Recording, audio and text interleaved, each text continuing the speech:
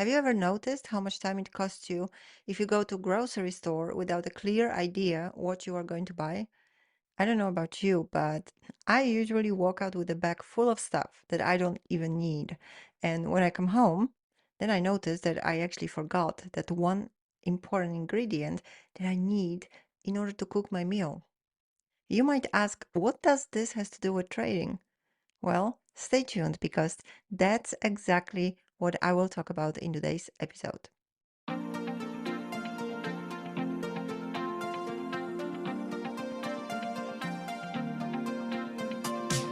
You are listening to the Confidence in Trading podcast. I am your host, Agnieszka Wood, a trading mindset coach and a seasoned day trader with over a decade of experience. If you are new to my show, don't forget to subscribe so you can come back for the next episode. In this podcast, we explore the fascinating world of psychology and the human element of trading. We take a deep dive into different perspectives to inspire you and help you navigate the emotional ups and downs of trading with self compassion and confidence. Whether you're just starting out or you're a seasoned pro, this podcast is your trusted companion providing support on your trading journey. Get ready to boost your confidence and unlock the secrets to mastering your mindset for success. Welcome to episode number 29, How to Spot a Good Trading Setup. And to begin, I want to tell you about my journey to South Africa. I went there in 2009, and still to this day, it was a trip of a lifetime. I flew to Johannesburg and I rented a car and I went down driving all the way to Cape Town. It took me a month and it was absolutely amazing. So if you have never been there, I totally recommend it. On my way, I stopped for about a week in Kruger National Park. If you're not familiar with South Africa, it's actually the first South Africa's national park, and it's the largest game reserves in Africa. It covers over 7,500 square miles. It's absolutely huge. And of course, when you go to South Africa, you go on a safari. I went to the park and they have those national park sort of hotels. You can't really call it hotels, but they're like small huts that you stay in. And in the morning, like really early, probably around 3:30 or 4 o'clock in the morning, they take you on a game drive.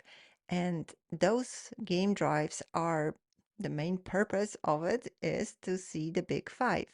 The big five is really used right now to market safaris, but it was first coined by the big game hunters more than 100 years ago. The five large African mammals, referred to as Big Five, they were known to be dangerous, and it was considered a feat by trophy hunters to bring them home. So the big five animals are the African lion, leopard, rhino, elephant, and Cape buffalo. And you go on the drive and you basically are trying to spot it. But before I did the official game drive, because I had a car, I decided to do it on my own. So in the morning, I pack up the car and took a map because you don't want to get lost there. They actually, once it gets dark, they close up the place where you stay because they want to protect you from the wild animals. So they close up the gate and you cannot enter anymore. So you really have to be careful not to get lost in the park.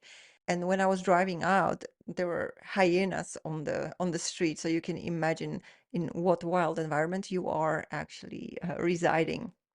So on my first drive, I was in the car from early morning to almost the sunset.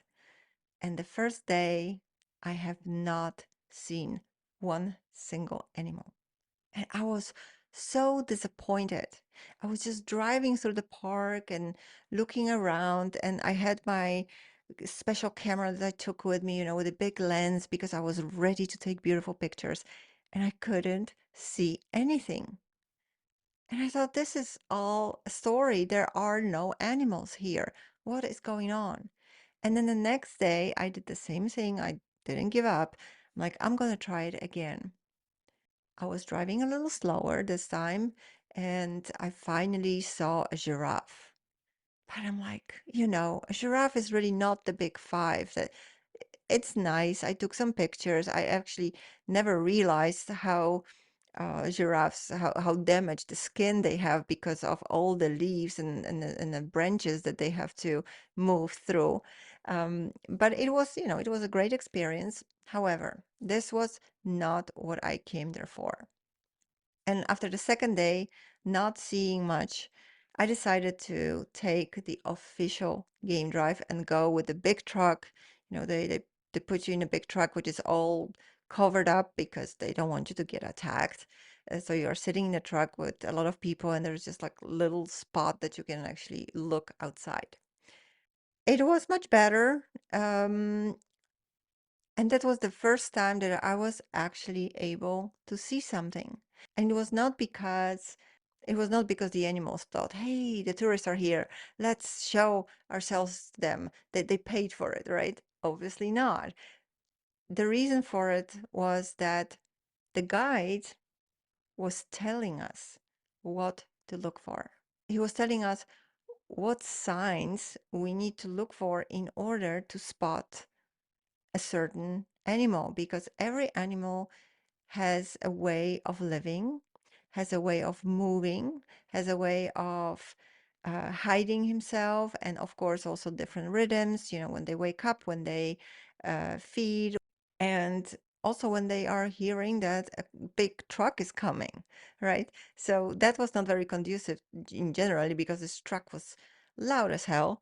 So I'm sure a lot of the animals was scared by that, but those signs of the animals were so subtle, and that the animals are blending so well in between the greenery, and that most of the time they are actually standing still. They are not parading in front of you. And sometimes there is just this very slight movement. Sometimes there is a just change of color because now you see the leopard moving, right? Or there is a movement in the leaves. And when you start paying attention to those details, suddenly a whole new world opened up to me. And then the day after, I went again with my own car, and I have taken so many pictures. I would literally just stop in the middle of the road and wait and observe and just wait for the animals to show themselves to me. So it was a totally different experience. It wasn't me chasing and trying to find them. I mean, they were all around. After all, it was me being in their habitat. I was in the jungle. So they were there. I just had to sit there and wait and pay attention to the signs, pay attention to those very subtle movements and very subtle sort of signals. Oh, there is something coming. Then I moved to another sort of camp. It was more of a private resort, which was a totally different experience. If you ever go to South Africa, do that. It's a little bit more expensive, but it's definitely worth it. And the difference between the private safaris is that they take you into the jungle in an open car. And on our first trip, there was a guide, and then he had someone who was helping him, and they had a big gun with them just in case. And I think we were like with, I don't know, 6 or 8 people in a car. And the only thing that they said was just don't stand up, because as soon as the animal sees that suddenly there is something coming out of the shape of the car, because when you sit in a car, you forming a sort of one shape for a lion, for example. But once you stand up, then they might feel threatened. So we just stayed all seated, and then the guide said, I'm gonna go now, and I will leave here the gun just in case. And we just look at each other. It's like, what is he doing? And they both left. They left, and because they said they are gonna look for the animals. They're gonna look where the for the signs where the lion could be. Where could we spot the lion? And they said, yeah, I think the lion just ate a zebra because we saw some signs, so they should be somewhere here around resting. I was totally mesmerized by the peace and by the approach of them because, they were leaving us tourists in the car, totally vulnerable, and they left. They were so familiar with the way that the animals live, that how they behave, that they felt comfortable enough to say, okay, we are going to go away and we will be back. I think it took them about 30 minutes to come back. Nothing happened. And after that, they actually did find two lions. They were two brothers, and they indeed ate the zebra. They still had blood on them. And they drove towards those two lions, and we were sitting there for more than an hour pretty much next to the lions. I have taken thousands of pictures of all kinds of, angles and close-ups, and it was amazing experience. And after that, really looking at the nature and noticing how important it is to have the awareness of the environment that you are in, and that when you're just sort of rushing through it, you're missing very important parts of it. And this is the same with trading. I know that a lot of times we want to rush through. We want to make money quick, right? Especially when you are new to trading, you have this urge. You have seen other people making money, and you know that sometimes you can make quite a lot of money within matter of minutes. But it is not about the speed. It's really about the quality and the awareness of waiting for that right opportunity, learning how to spot the right opportunity, because you know that when you watch thousands of charts, right? I mean, you can see thousands of charts, but if you are unsure, what is it that you are actually looking for? What signs are you expecting to see in order to find that good trading setup that has a high probability? Yes, there will be a lot of different setups, but it is not about hitting everything that moves. It's about spotting that big five, you know? It's about spotting that right opportunity that you know and you feel comfortable. And when you get that opportunity, you have waited for it, you were patient, and now you get rewarded. The feeling that you have when you finally spot the big five, and they are of course not all together, so you do it one by one, and you sort of tick it off on your list which one you have already seen. In the end of the trip, I think I've been there, I don't know, 7 or 9 days or so, and I stayed in different camps during the time, and I couldn't turn around without seeing one of them. It was just so amazing. It really felt like they were everywhere. So if you are someone who is so eager and want to rush and want to make money quick and make progress, just remember that when you take it slow and you first build that awareness of what is it that I'm looking for, what is that setup, what are the signs of the setup I'm looking for, the reward will be so much sweeter. And then when you know exactly, you can literally see it with eyes closed. The first thing when you wake up and someone would ask you, what are the signs you're looking for? You would know exactly how your setup looks like. And if you only go for that, if you just wait patiently until it comes to you, just like I parked the truck and waited for it to come to me, then you can really enjoy the satisfaction of the reward you are taking. And of course, yes, you can take a lot of setups that, that are showing up and use your capital on it. Some might work, some might not work.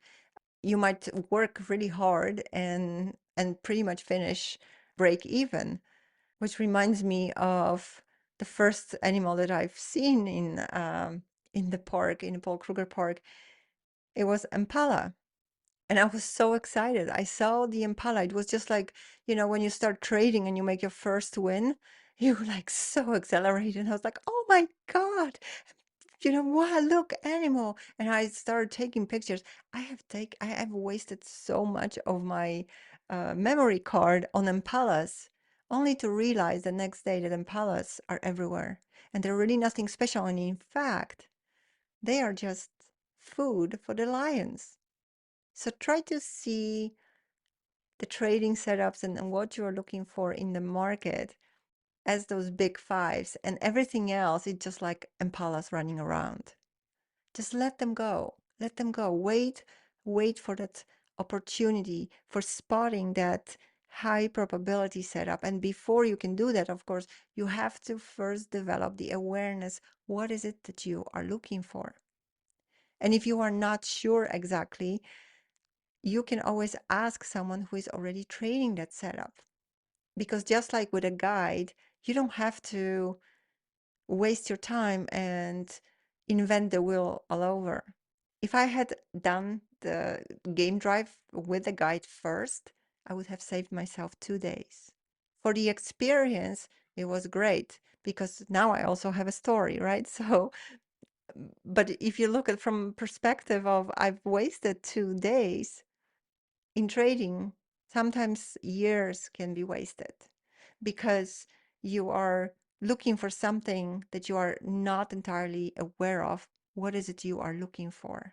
And asking someone who already knows what to look for, who can tell you what signs you should be looking for if you want to spot a certain opportunity, is going to save you time and definitely money. It's really all about building awareness. And in trading, it also extends to self awareness. What is it that you are reacting to? What is it that triggers you? Because the market triggers us all the time. And you can just be very reactive to it and without any idea what is actually happening inside of you. And you might be jumping into all kinds of opportunities. And depending on what you trade, you might be wasting money on commissions without actually having a clear plan.